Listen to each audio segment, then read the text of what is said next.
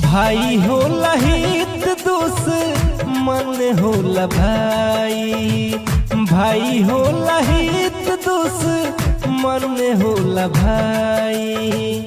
हाय रे विधाता दिहला, हाय रे विधाता दिहला कैसन बनाई। भाई होला हित दुश्मन होला भाई, भाई होला हित दुश्मन होला भाई।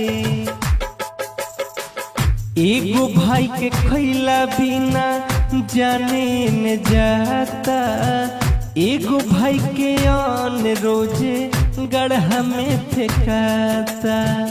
देखिए भैया यह संसार है, एगो भाई के खैला बिना जाने न जाता, एगो भाई के अन्न रोजे गढ़ा में फेंकाता।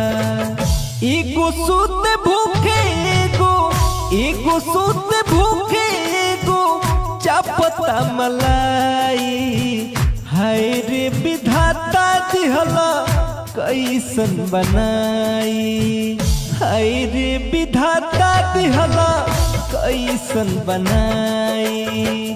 भाई होला हित भाई होला हित दुश्मन होला भाई। हाय रे विधाता दिहला कैसन बनाई, हाय रे विधाता दिहला कैसन बनाई।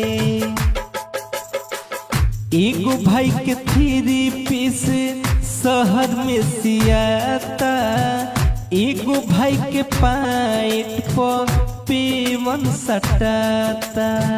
एकदम बिल्कुल सच्चाई है ये भैया। एगो भाई के 3 पीस शहर में सियाता, एगो भाई के पैंट पर पेवन सटाता। बैठे एगो सोफा पर, बैठे एगो सोफा पर एगो रे चटाई।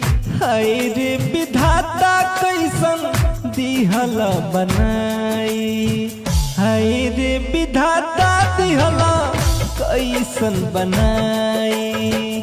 भाई होला हित भाई होला हित दुश्मन होला भाई। हाय रे विधाता दिहला कैसन बनाई, हाय रे विधाता दिहला कैसन बनाई। हाय रे विधाता दिहला कैसन बनाई।